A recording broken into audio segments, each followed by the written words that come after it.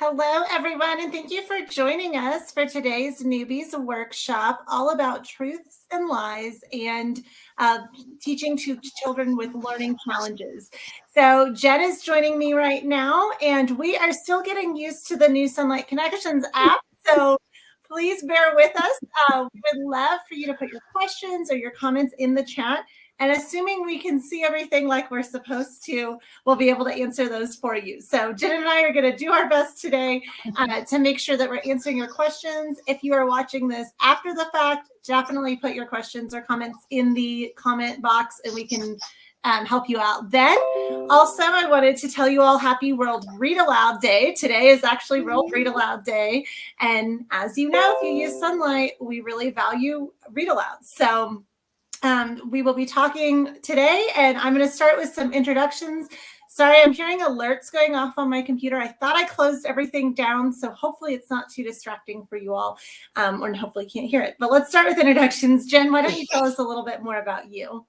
Hi, I'm Jen. I'm one of the mentors here on the new Sonlight Connections app. I have been homeschooling 4 kids for a little over 20 years. That doesn't mean I'm, super expert, great at every single thing, as you're about to find out. But, Sunny and I are going to talk about some stuff and see if we can't make some troubles eased a little. Absolutely. So yeah, this will be available for replay. You'll be able to access it in the Sonlight Connections app, as well as on YouTube. If you are trying to find some of the older Newbies workshops that we did earlier in the year on the old app, you can find those on YouTube as well. We have an entire playlist for you.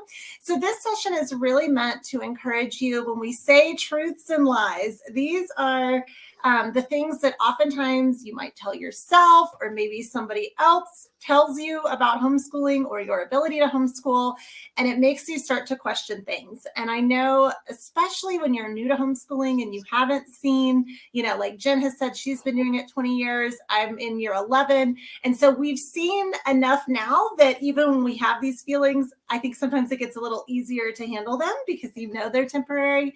But when you're starting out, it can feel really hard, or like you're the only one feeling this way. So we hope to encourage you through some of the lies you might be telling yourself or hearing from other people. So let's start with the big one. I'm not qualified to homeschool. I know this might come up when you're considering homeschooling, but also when you're doing it, if you've had a rough day, you may feel you're not qualified to homeschool. So Jen, what do you say to that? Okay. Well, I mean, it's hard because if you're not qualified to be a dentist, it means that you haven't gone to school and had the professional training and, done the internship. And you either are or you're not. I'm not qualified to be a dentist, but qualified to homeschool is a little bit more of an organic thing. And what I repeat to myself all the time and try to tell other people is no one in the world is as invested in my children and their success as I am. There may be a teacher out there who knows more math, who understands some particular, academic thing, but no one is as invested in my kids' success as I am. And I really believe that is the most important thing. Yeah, absolutely. I agree, because nobody loves your child as much as you do, on this earth. Also, another thing, remember that God gave you these children. You are not expected to homeschool all the children that you meet, right? It's just your specific children, and God equips you both to parent that child as well as to homeschool that child. So that is something, that I remind myself of, and I know early on, I was like, oh my gosh, how am I going to teach math, or how am I going to teach science? Those types of things. But before your child starts school, you teach them everything already. And I think sometimes we forget that. Also, if you can read and learn along with your child, you don't have to have all the answers. So when my kids were in first grade, I didn't need to worry about their high school math because they were nowhere near it, right? And now that I do have that child taking algebra, I'm relearning it again because I had forgotten some of it. But your brain is still pliable. You can still learn new things. So really, at any point you are still able to homeschool that child as long as you can read along and learn along with them. And I think we all know we learn a ton with Sonlight that we either forgot or didn't learn when we were young. So yeah, that's a big one. Another one might be I'm failing as a partner, for our moms out there, as a wife, a mom, because I'm too busy homeschooling, or I can't maintain these other relationships in my life. What do you say to that? Failing at one thing because I'm concentrating on something else is, that's just kind of life. Like when we're in college, we're, not with our family necessarily because we're busy being at school and studying, or maybe we're not working as much as we were before because now we're studying, and that's priority. So I think you have to know that your priorities change. And if I'm investing all day with my kids, then there are going to be relationships that I'm not giving as much time and attention to. And if I know my priorities ahead of time, then I can make decisions. And I know that choosing one thing is not choosing another thing. My husband all of a sudden is talking about going back to the gym, which I have done in the past, and I have done faithfully in the past. But in the last couple of years, I don't know, between COVID and like homeschooling older kids, it's just, I can't do it all at once. So, yeah, that might happen. Yeah. And I think what you said at the beginning is key to that. And that's where your priorities. I think when you start homeschooling, it might be hard to realize like that is going to take up some time. That's a big deal. You are taking on the responsibility of educating your children.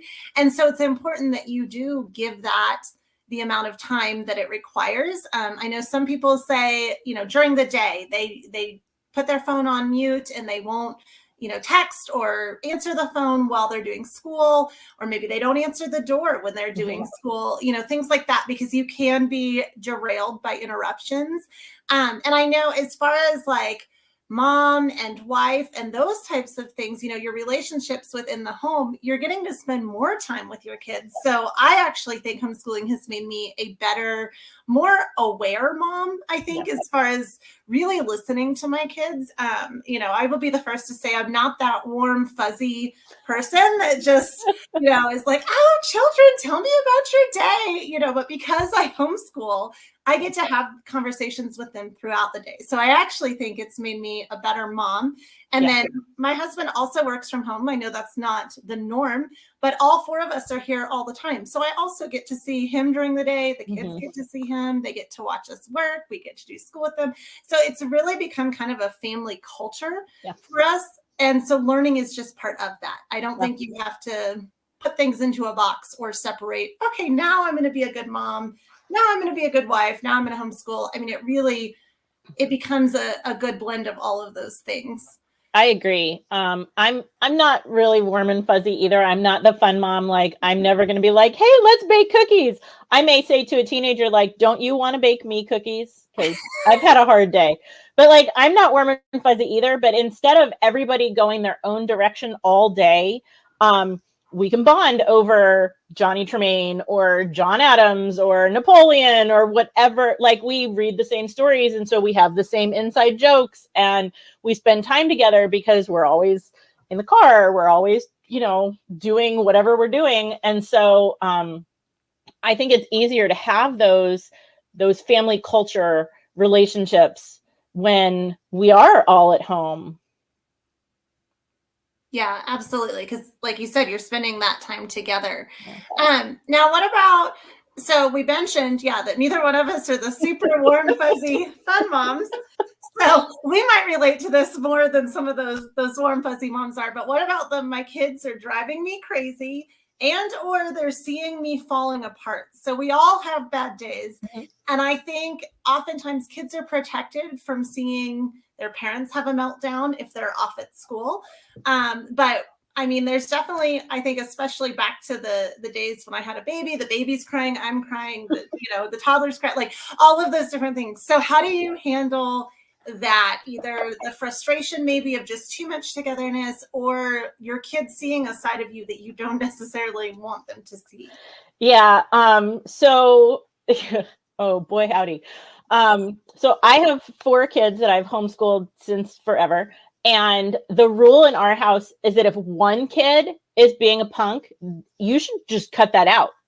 And if 2 kids are being punks, you should know better than to gang up on your mother. And if 3 kids are being punks, obviously mom is the one who needs the nap.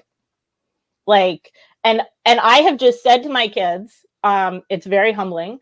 Like, I'm obviously the problem. I'm gonna go over here, or I'm gonna go grocery shopping, or I'm gonna go fold laundry in my room, or whatever. And I'm gonna come out when I'm nice. Not a week ago, I had to go into a kid's room and say, I'm sorry, I completely lost it. That wasn't actually about you. You caught me in the middle of being frustrated about something else. I'm sorry. And while that's not fun, because there are times we drive each other crazy all day, but I have to think that it's really, really good for my kids to see me lose it and then have to pull it back and come to them and apologize, or go to somebody else and apologize, or just be like, let's reboot. Like, you're losing it, I'm losing it. Let's reboot. Because if they don't ever see me do that, how are they ever going to learn to do that? And I mean, it's not pretty, but it's real for sure. My other thing is when we're all driving each other crazy, I'm sure your kids never bicker with each other, Sunny, but mine sometimes have. That is when we'll go to the park, we'll go to the pool, because we get to the pool and my kids just scatter. Like, find a friend, go in opposite directions, burn off 1,000 calories, and then we can be nice again later. Yeah, I think that's huge, is if you're at each other's throats. I saw a question today, actually, from a Sonlight mom saying that her kids were fighting a lot with each other and just getting on each other's nerves. And so, yeah, I know trying to separate everyone, whether that be separating the kids from each other, separating them from you, take that little 5-10 minute break. I'm very much an introvert. I don't like a lot of noise in the background ever. Like, I'm the person that drives in my car with the radio off. I know my family thinks I'm insane because they all like music or a book or a podcast or something. No, I like peace and quiet. So I find I get very tense when there's a lot of commotion. So even if the kids are having a good time, if they're being loud, sometimes I have to walk into another room and just close the door, so that I don't come out, upset everyone. Like, would you just be quiet?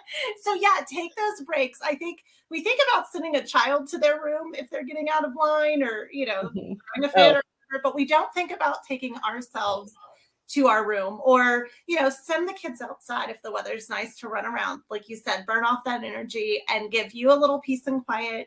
And then also, you mentioned apologizing to them. It's not fun. But I do think that one of the advantages we have in homeschooling our kids is that we get to have these real life circumstances all the time. And so there are times that we lose it and we have to apologize to our kids or our spouse or whoever we lose it with. And so I think it is important to model that to our kids and say, I'm sorry, I got upset. That was out of line, whether it was aimed at them or, like you mentioned, Jen, sometimes you're stressed about something else and you blow up on whoever's there. So make sure that you're taking those breaks. And if the troops are getting restless, is what I always say, then it's time to everybody separate. You go do this in your room. You go do this over here. Get up and jump around. I think exercise is super important for that as well.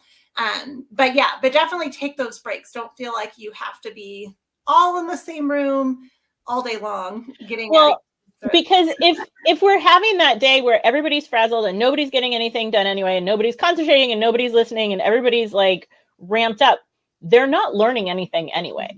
Whatever math I force you to do in that moment is not going to stick. So we might as well take a chore break, take a walk break, take a nap, take 5 minutes, go to your corner, and then come back and be able to accomplish something. Because, I mean, if you're crying into your math book, it's not sticking anyway. Yeah, that's such a great point too. I think sometimes we worry about, we're going to get behind if we don't push through this.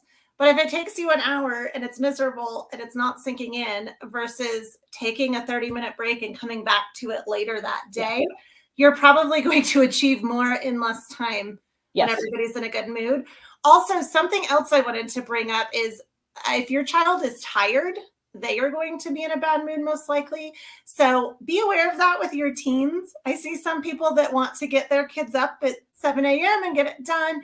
And I get that that's great because you can be done sooner, but teens especially need more sleep, and you will find that they are much easier to work with and giving you less attitude and all of the things when they're rested. So, in our house, we're all night owls, so I don't care if my kids sleep in. I let them sleep in. I prefer they sleep in. But I know for some morning people that is hard. So maybe you don't have to let them sleep all the way till noon if you don't want to, but just be aware that they are getting adequate sleep.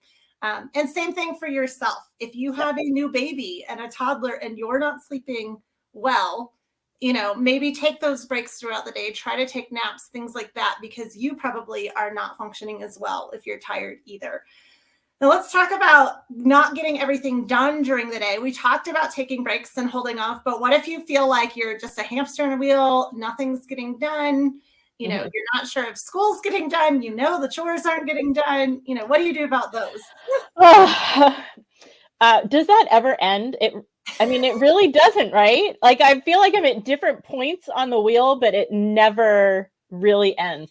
So my policy for that is to pick things like on a rotating basis. I know I've said this before. I used to tell my husband that he could come home to a hot meal, happy, like clean children, educated children, a clean house, or a happy wife, and he could pick 3 any day. Mm-hmm. But like, if you expect the house to be clean, and if you think I should have made dinner, then like, don't question the gum in their hair. You know what I mean? Like, I can't do it all at once. I can't. Mm-hmm. And I've given up trying to act like I can. And so on a day where I can't homeschool because the house is a mess, we're going to take 45 minutes and just do a huge sweep and clean everything so that I can think. Like, I can handle the noise, but I can't handle the visual clutter. Mm-hmm. So that becomes the priority. On a day where I'm like, so we're going on vacation this weekend. So right now I'm like, school will get done today because I'm not coming home to this. It will get done. It will get done. It will get done. And so we only have like 2 things left. Yay. But like, that's been the priority. The house being cleaned. I have to clean the house before I go because I can't come home to the mess. I don't mind leaving the mess, but I can't come home to a mess. Uh-huh. So that will happen on Friday. So I'm ignoring it. I'm walking past all of it right now because I know that's on the calendar. Like, but I'm too busy today to get any of the house taken care of. So like, today is work, relationships, and school. And like, that's the priority. In a week or in a month, it's all going to get done because I'm going to juggle, but I can't juggle it all at once. So my advice is always decide what the priorities are today or in this moment, because you can pick something different later. And then do that, understanding that, there's A list and there's B list, and it's going to change. Yeah, absolutely. I agree. I'm laughing inwardly because I'm very much the perfectionist. And when I only had one child and she was not being homeschooled yet, I had every Monday I cleaned the bathrooms. Every Tuesday I did this. Every Wednesday I did this. And my house was always clean. You sweet love. Now, I love a clean house. That is like my love language would be a perfectly clean house all the time. But I live with 3 not naturally clean people. And all 4 of us are here all day with our 70-pound dog. Yeah. So as you can imagine, our house is almost never clean the way I want it to be. Yep. But like you said, you have to pick the priorities. If I know I have visitors coming to town, or maybe we're hosting a dinner party or something like that, Yeah. we'll all chip in, do a giant family clean is Yep. what we call it, and clean everything. Yep. But on a day-to-day basis, we're looking at, okay, what are the things that really have to be done today? Yes, we need clean clothes, so we'll do laundry. Yes, we'll do the dishes so that our kitchen isn't just a disaster and we can actually make meals in there, you know, all of those types of things. But yeah, you have to let go of the things that are not as big of a deal, which if nobody's here except us, that is something that's not as big of a deal. But Jen, like you said, if you're going on a trip and you don't want to come home to a messy house, you know, you've got to get it done before. Yeah. I love what you said about school too. Homeschooling is great about it's flexible, so you can bring it on vacation with you, but we have found we never do as much in the car as we planned on, or, you know, those types of things. We might bring a read aloud or two, but yeah, if you can get a leg up on your schoolwork before you travel, that's usually helpful. Same thing with meals. If you can buy all your groceries at once, you know, even if it takes you a little more time on the front end to do that meal plan, that's something that will save you time later. You know, so look at what needs to be done. And yeah, Jen, I love the list that you gave your husband. You can have some, but not all. Right. Well, you can have it all, but not all in one day. Like, exactly. You can take 3 new things tomorrow. I'm totally cool with that. But like, marriage is managing expectations. Am I right? That's very true. Yeah. Yeah. But yeah, no, I think that's great. Yeah. Figuring out what needs to be done now and then let some of those other things slide. So, you know, that might be the schoolwork. If you're getting ahead in something, you might have time now to go do that extra load of laundry or something like that. Also enlist help where you can. We see this a lot, especially when it comes to chores or meals, where people are saying, oh my gosh, I'm feeding people 3 meals a day. I'm trying to homeschool. I'm doing all the chores. Start teaching your kids as soon as you can to help out with those things. That is something that we kind of did accidentally. Like, I don't think I consciously made the decision of, okay, I'm going to teach my kids how to make themselves breakfast, but we did. And now it is amazing because I only feed my family at dinner time and they get their own meals the rest of the day. They know how to clean up after themselves. So anything like that, I mean, I know if you have a bunch of littles, that's hard, but as they get to the point, especially my son is a grazer, he eats probably 7 times a day. So the fact that he can go find his own food now saves me a ton of time. So work on that with your kids too. What about the inevitable, am I messing my kids up somehow? Whether you think you're messing them up academically, socially, maybe you feel like you're just losing it and you're being a bad parent to them. You know, how do you answer people when they have that question? Well, I mean, I feel like I'm messing my kids up, but I feel like we all mess our kids up in our own specific way. So, you know, where my kids are, I mean, they have the qualities that I have. And is it genetic? Is it my fault? I don't even know. But, you know, we get easily frustrated by like math and science things.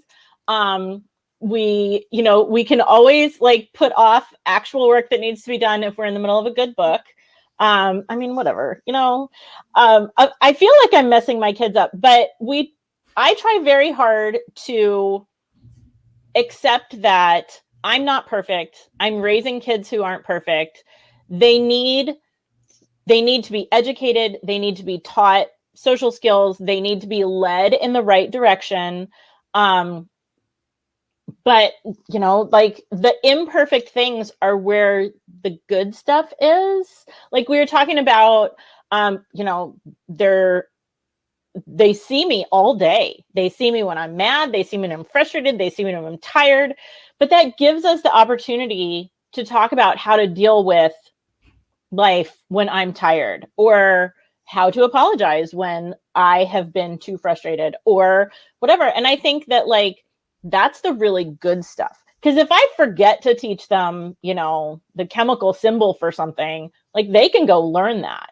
But if I don't teach them how to apologize when they're in the wrong, like that can be devastating your whole life.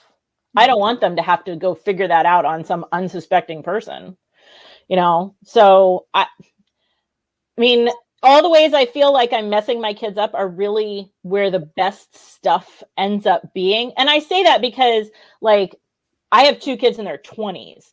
When they were, 4 and 7, I was like, oh my gosh, I'm not qualified. I am not a good enough person to be in charge of these humans. And, they've turned out fine. They're delightful, productive adults. But I can absolutely see how I'm like, oh yeah, he got that from me. I'm so sorry. I'm always saying that to my daughter-in-law. I'm like, I'm so sorry. I'm so sorry.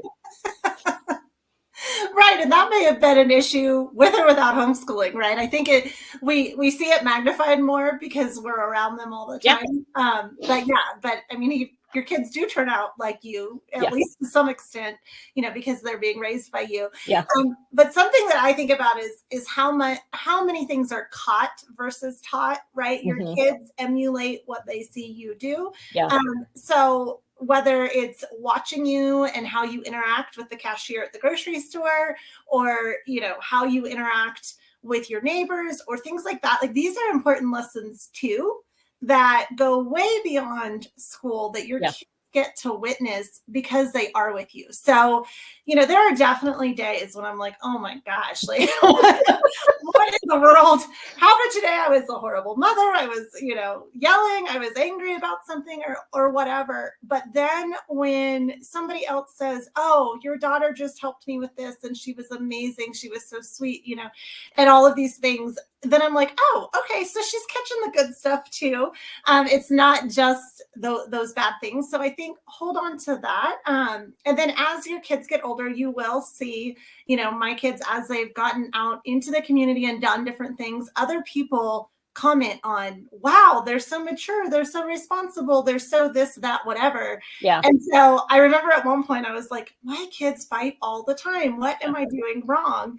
And then the church told us, oh, your kids are always such good helpers and they get along so well with everybody. And I was like, okay, yep. I guess they're getting the good messages too. And if they're fighting at home, it's because that's where they're comfortable and they're tired and all of that. So just remember, people will start to see that. Oh, absolutely. Hopefully you will hear that feedback when they're little. Like Jen said, as they get older, it does get easier to see the proof of how things are working. Yeah. Now, what about one more lie that we often tell ourselves that I think is super important? And that is I don't have time to take care of myself, right? I'm feeding into my kids. I'm feeding into my marriage. I'm feeding into my community. I'm a daughter, a sister, all these different roles, but I don't have time to take care of myself. What do you say to that? Prioritize. At least on that rotating basis, I have to take care of me. I'm not, or I become not a nice mom. When I start out not being super warm and fuzzy, and then I just give and give and give and give and give until I'm just wrung out. I'm not always a nice mom. I can tell when I'm like, what we need to do is go take a walk, because like the kid that I have left homeschooling doesn't like to walk with me. He'll go with me and he'll walk, but he'll like zoom ahead so he can walk by himself. And it's just this path through the woods. It's lovely. But I can say, hey, come walk with me, and know that I'm actually going to get alone time. But like, I have to do something for me. I have to, and whatever it is for you, whether it's, reading scripture, whether it's exercising, whether it's, getting your hair cut or getting your nails done or meeting your friends on a regular basis so that, you have people to talk to who you didn't give birth to. Whatever your thing is that makes you feel fed, you have to do that, or you're going to be not a nice mom. And I didn't really realize that until an older mom said to me, like you said, it's more caught than taught. You're showing them that we just have to give and give and give. I'm like, well, I don't want them to do that. Okay, well, if you don't want them to think this is the way we live, then you can't live like that.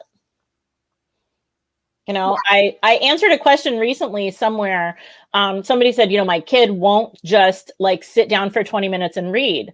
What do I do? And my answer was, so set a timer, pick up your book, tell everybody it's time, and you sit and read for 20 minutes. And when you do that enough days, they'll be like, oh, this is what we do. Mm-hmm. Yeah, that is so true. Yeah, and I absolutely agree. You actually pointed out my top two things, which are Bible study and exercise. I am that type A perfectionist, kind of, I don't know, not warm and fuzzy personality type. And so I have discovered that, if I am not reading my Bible and exercising, I have a tendency to get much angrier over things that aren't as important. As that introvert, I need some time to myself. So what I do is, I'm cute today because I'm on camera, but most of the time, and Jen will tell you when she sees me when we're not doing these things, I'm in exercise attire, so that if I hit a point in my day where I'm like, oh, I'm ready to pull my hair out, I can literally stand up, go to the other room, and start working out if I want to. I also keep my Bible in my office so that it's easy to get to. This room is on the main level of our house. I found if I kept it on my nightstand next to the bed and I needed to access it, I'd have to go upstairs. And so I wasn't doing that. So I found that if I keep my Bible down here and I'm in workout attire, then I'm ready to do those two things that really feed into me. But like you said, it could be anything. It could be you're getting your nails done, going to dinner with your girlfriends, whatever that thing is for you. As a child, I remember my mom always had her face on. She put makeup on every single day, and that told her she was now ready to start her day. And so whatever that is for you, figure out what it is, and please do what you can to make time for it. Practical tips in that regard: if you have littles and the kids are kind of interfering with some of that, if you're a morning person, get up before your kids are up. If you're a night owl, do it after they go to bed. If your kids are a little bit older, Jen, I love what you said about bringing your son on walks with you. Have your kids exercise with you, or go outside, take the dog on a walk. Sunshine is also very good for you when you're in kind of that funk. So all of those things, I think hopefully we have given some good practical advice on the lies that we tell ourselves, or maybe the things that we find frustrating kind of throughout our day. Let's talk more specifically to the learning challenges piece. This is something that can be hard for whether your child has like an officially diagnosed learning issue, or maybe your child is just struggling with a certain subject or topic, because when you're homeschooling, you don't know, am I doing the right thing? Is this normal for what my child's going through? What do I need to do? So let's talk about it for those who maybe have an officially diagnosed learning challenge, or maybe they're suspecting some dyslexia or dysgraphia, some of those types of issues, but they haven't been officially diagnosed. What advice would you give a family in that situation to kind of figure out what's going on and how to approach it? Well, I mean, if you're trying to figure out what's going on, then my advice would be to use whatever resources you have to figure it out. Just like we would with anything else going on with your body or your brain. There are doctors and, people who assess those kinds of things, who can work with your kid to say, okay, here's what's going on, which is scary, but at least you know. And once you know what you're dealing with, my go-to has always been research everything I possibly can, figure out how it works, how it doesn't work, what I can do to adjust my teaching, my expectations, my parenting, to work with the reality of how that kid's brain works. I don't have any kids with official learning diagnoses, but I have 4 children who are all crazy different. And so I think all of us have to do that to a small degree. And I know from my friends who deal with learning issues and their kids that it's like the same, but intensified, that there's just so much more to learn about and to figure out, and to, kind of the trial and error of adjusting goes deeper. Yeah. And I think remembering too, to, like you said, use all your resources.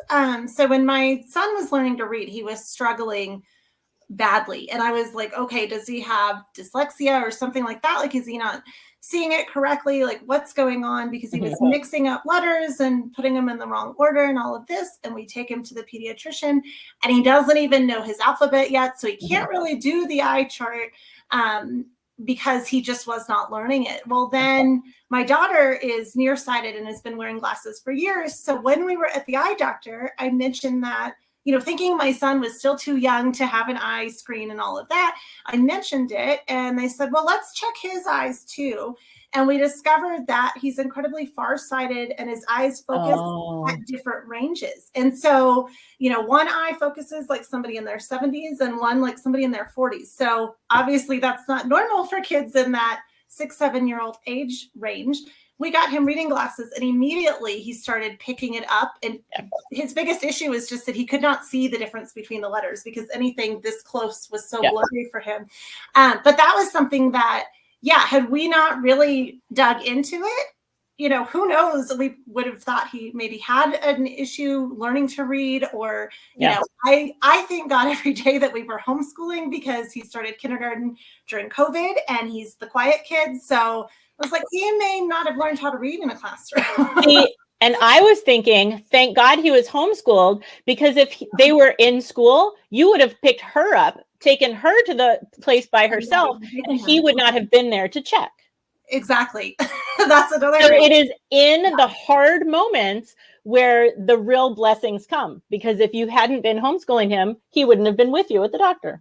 Yeah, exactly. Yeah, that is a great point. Yeah. So I think if you see something and you're worried about it, it's good because you are there. Yeah. And like you said, Jen, the kids are together. So if, one of your children has an issue, it might be quicker to find out what the younger child is experiencing if it's the same type of thing. But yeah, definitely use all the resources, your pediatrician, your eye doctor, therapy, if your child has been in any sort of speech therapy or anything like that. Also, when it comes to reading, there's such a wide range of what's normal too. Yeah. So, I had one child reading at 4 and one at 8. So that was just, my two. And I've heard that from other people. And then once they're older, you can't tell oftentimes that it took them that long. So yeah, look at that. Also, if you are suspecting some learning challenges, let's say, like in the case of my son, it was his reading ability. But for some kids, it might be math or science, their writing, other areas like that. So how do you continue moving them forward and teaching to the level they're at, even if maybe they're really strong in certain subjects and not so much in others? Well, of course, with reading, kids who have like visual trouble reading or, whatever the issue is with gathering information visually, they can be read to. I have a friend who uses audiobooks extensively for one of her kids because that it's so much easier for him to take in information by listening. And so it's kind of a workaround. With math, I know that the key for my most math challenged kid was having a hands-on component. And so being able to build math problems made it make sense in his mind, where just doing the abstract numbers and symbols didn't really jive. And so just kind of switching gears and doing something that's hands-on or doing something that's more relatable, can sometimes get them over a little hump. Mm-hmm. Yeah, I love that. And I think too, what you mentioned about like audiobooks or listening, your child is still absorbing things from that book or that information. And some kids just learn better auditory. That's I don't know if I'm saying that correctly, but the people that learn by listening as opposed to seeing. And then you mentioned the kinesthetic piece too for the hands-on learners. So yeah, play around with what's going to work. You mentioned that your kids are all different, and I know mine are too in the way they learn. I have one that can sit and read and learn everything. And then then I have one that likes to touch and get up and, love science experiments, anything that you can see and feel and create, it just makes it come alive in a totally different way. So yeah, play around with kind of those different things. Also, should you be concerned if your kids are different levels in different subjects? So a child that maybe is really advanced in math but struggling with reading, how would you handle them, or what should you worry about and what's not a worry? I think it is not a worry if your child is better at something than something else. If reading comes more easily, or reading comprehension comes more easily than math or science experiments, then I think that's completely, totally normal.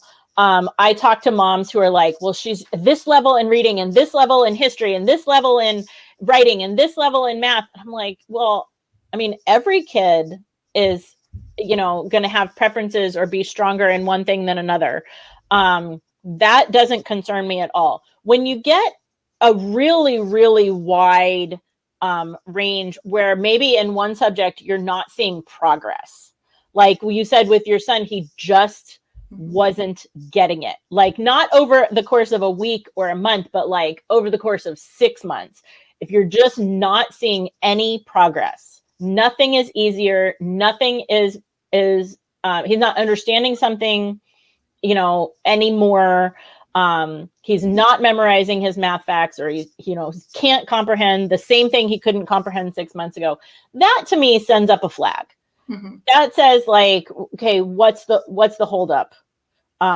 Because we should be seeing progress, not always smooth progress. I mean, they take leaps and then kind of plateau off, not necessarily progress at the exact same age as a sibling. I mean, I was so super guilty of that. Well, this one could read by age whatever. Oh my gosh. Okay, talk about how we're screwing our kids up.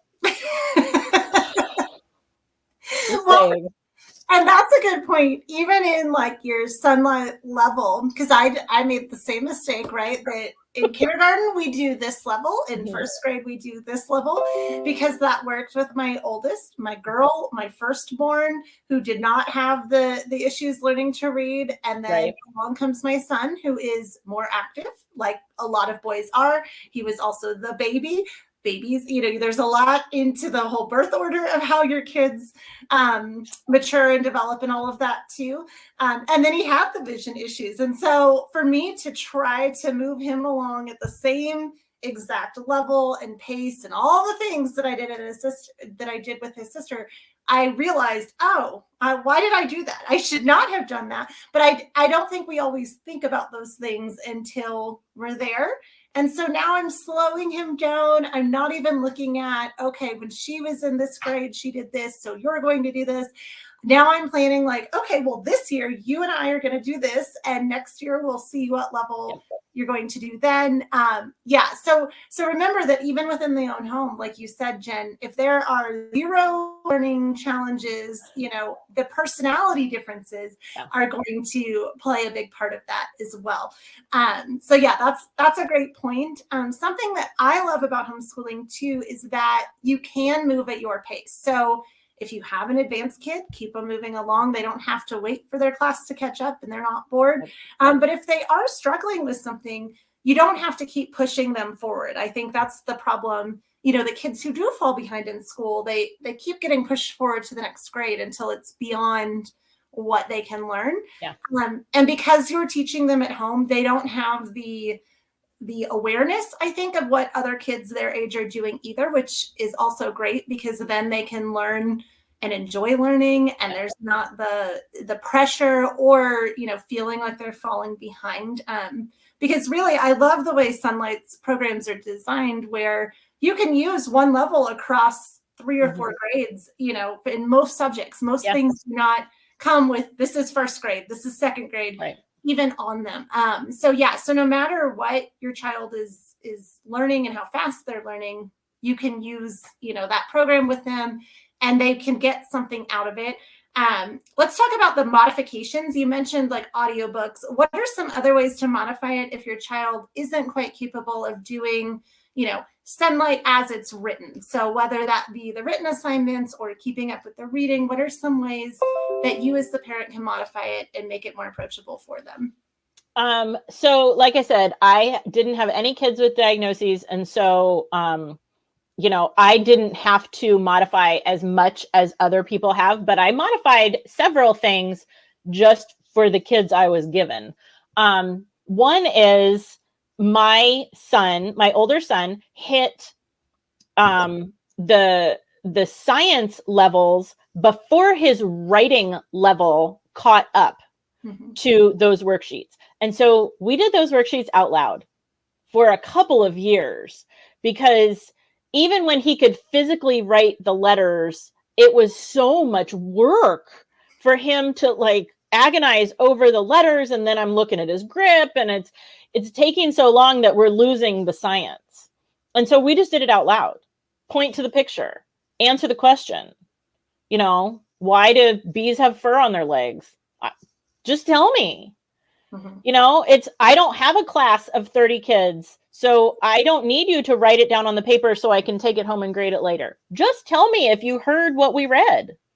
And then, and audiobooks. Yeah. So I hit those middle school years when I had several kids, which was not my original plan, homeschooling. And so reading those Story of the World books out loud in Hook Me Up, G&H, right? Was beyond what I could handle. I simply could not. It was one too many things, and so I bought the CDs, and I was like, pop that sucker in, and I'm going to like feed the baby, fold the laundry, whatever, while we listen to that, because I can't even read that out loud to you. That was huge. I feel like G&H are like the easiest of those middle level, programs, because I just pop the CD in. And so I don't feel like it's a lot of reading. Yeah. Go for it. Just relax.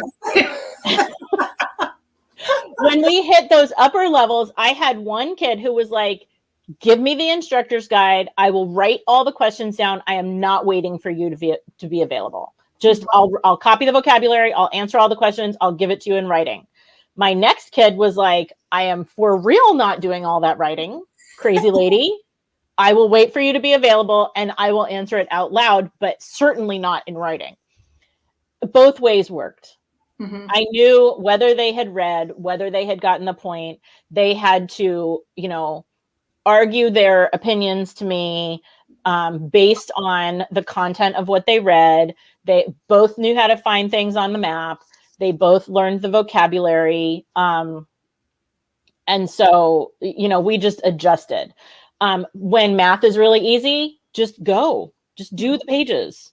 When math is really hard, a few problems and rewatch the video is just as good as finishing 2 pages, because it's hard right now. So we pull back the pace when we have to, equally let them fly when they have to. I knew it was time to give up Wordly Wise when I said, oh yeah, we're going to do that this year. And my daughter was like, and what if I finish early? Well, do you have another one? And I said, nope, I only bought one. And this was like in high school. I was like, I only bought one for you this year. So when you're done, you're done. And she took the book from me.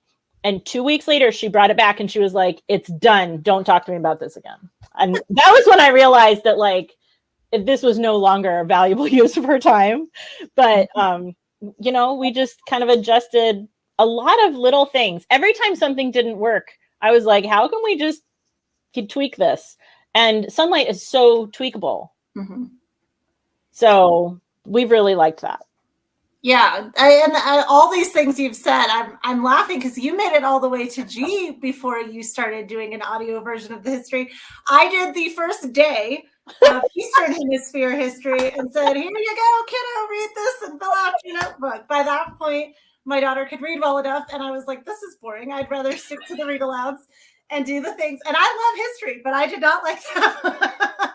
So we were telling you, it is okay to make those modifications. I love what you said about science too, because kindergarten has worksheets to fill out. And I think people assume that their kindergartner, who hasn't even learned how to write yet, has to fill that out. I did not have my kids start filling those out until they were old enough to read their own science. So once they could read their own science, then they could fill them out. Also, I will admit that Sonlight is designed and written for you as the parent to read everything all the way through level J. But I have not done that personally because I don't have time to do that. And so if you, once my child was at a reading level where I felt comfortable with letting her read her own science and then her own history, we didn't do it all at once, then her own Bible, whatever it might be, I started getting my oldest to that point where by the time she did level H, I only read read alouds to her because I was also doing level C and reading everything to my younger child. So if you feel like, oh, I'm not doing Sonlight the right way, there is no one right way. We all do it differently. You've got to look at what's going to work with your kids. I would caution you about going too independent before they're ready. But if they're ready, if they can tell you what they read about, if they can answer the discussion questions on anything they're reading, that's what I always did with my oldest, is I would ask her the questions after. And now my son, I'm still reading pretty much everything to him because he's only in 3rd grade. And the discussion questions do not make sense to his mind at all. And so with him, I'm just like, okay, what did we read about in that chapter? And he can tell me in minute detail what we read about in that chapter. But if I say, and read the question out of the IG, he's like, who's that? What are you doing? Well, and you're right. I mean, like my oldest, I hadn't even thought about this, but my oldest was, I don't know, F maybe when my youngest was born, and I like handed her a pile of books. Please report in and then give me back the books. I'm sorry. Like, I love you, but I have a brand new baby. I will not be reading this to you. But she was a kid that I could do that. I have 2 who I read everything. I read everything because it would not have gotten done otherwise. And just when I thought I had the hang of it, like with the kindergarten and those early elementary science years, I was like, oh, we're not even going to do the worksheets because the writing level isn't there, whatever. Well, number 3 and 4 came along and they were like, where's my worksheets? They wanted to be a part. Right. And so even when, and like they colored on them. Like, because I would read about the fish, the bees, the water, whatever. And, my 3rd one, bless her soul, would just take her little crayons and color in all the frogs and the flowers and all the whatever. And, write her name on, or she would write me notes on there. Dear Mom, I love you. Love, Annie. And like, it had nothing to do with science, but that was her participating when I was doing, science kind of, with those kids. And so whatever keeps the peace, right? Whatever gets the work done keeps the peace. Like if you need a worksheet, I will give you a worksheet. I will print you a coloring page. What do I need to do to keep you happy? Absolutely. Yeah. And I love what you said, younger siblings, if they have kind of grown up always being homeschooled because they're there when you're teaching the older kids, a lot of times they do want their own workbook or their own handwriting page or whatever it is. So that's something that you can jump in and have them do. But basically what we're saying is figure out what is going to work for your kids during that season of life. So for me, I've always said, which child needs me the most? That's where I'm going to put the most attention. So for both of my kids, that was kind of that kindergarten through 3rd grade point. So when my oldest was in that range, I was giving her more attention and letting my son just kind of wander around and play. And if I could read some pre-K books to him, I did, but it wasn't a huge deal. And then now that he's in that age group, my oldest does a lot of her work independently and just checks in with me throughout the day. But you will find different seasons, different things work better. And no matter what pace your child is learning at, you can move it wherever they need to go. Nobody is going, oh my goodness, you didn't finish all of whatever level you're doing in this calendar year. I mean, you have time, you can stretch it, you can move faster. Jen, I know you like to do kind of getting ahead in different subjects, which That I drives don't me like to. crazy. It just happens. Just happens. It just happens. And I am the kind of person who I can just roll with it. Like right now, we're doing J. We're on like week 19 to 22, which I know makes you sweat, even just knowing that about me. But yeah, because we're a little bit behind in one book, but in my mind, like, it's all going to come out and it'll be fine. It'll be fine. It's always fine. We make it work. We finish everything. It's cool. It's going to be cool. But it doesn't work for everybody, including Sunny, who is itching just having this conversation. Yeah, I have to be on the same week in every subject. So if we finish week 19 HBL, you better believe we're doing week 19 language arts before we crack open week 20 HBL. But again, that's a difference in personality. Your personality plays a part as well as your kids. But Jen, your approach really is more true to when you think about adult life, and we put away books we don't want to finish reading as adults. So what you're doing is actually more of a real world approach. But you do have to look at what's going to work for you, what's going to send you over the edge. That sends me over the edge more than if it takes 2 or 3 weeks to do one instructor's guide week. So well, and part of it too is that I am happy to adjust for different things. Like when you're talking about language arts, I have never required my kids to do every assignment every year. Mm-hmm. Ever. And so there are things where we'll read through, like we'll do the first couple of days work, we'll read through all those lessony parts, and then we'll talk about what the writing assignment would look like, or we'll talk about it based on a writing assignment they just did, or we'll go back and edit something and do like a next draft of something they just did, but we do not do every assignment. Mm-hmm. And so sometimes it's like, okay, and we're skipping that, moving on. And so I don't know, it just ends up unbalanced. That's basically my life. Yeah. I mean, you talk about like, how am I screwing my kids up? Well, yeah, there is an element of wing it that goes on in my house. So sorry. Yeah, but I think that's good, and that's okay. You guys need to know that is okay, because I think when you're starting out, especially if you have that natural type A bent like I do, I thought I had to do every single thing in the IG the day it was assigned, and the longer I've done this, the more I realize, no, my kids are learning. I don't have to do it exactly how it's assigned. I can cut out assignments. I can read something, even like your child's reader. If they are struggling to read it, you can read that to them, or you can get an audiobook version. You know, what is in the Sonlight Instructor's Guide truly is a guide, and it's a suggestion for you. And if you're looking for tips on how to better modify the approach because of whatever unique situation you're going through, post that in the app.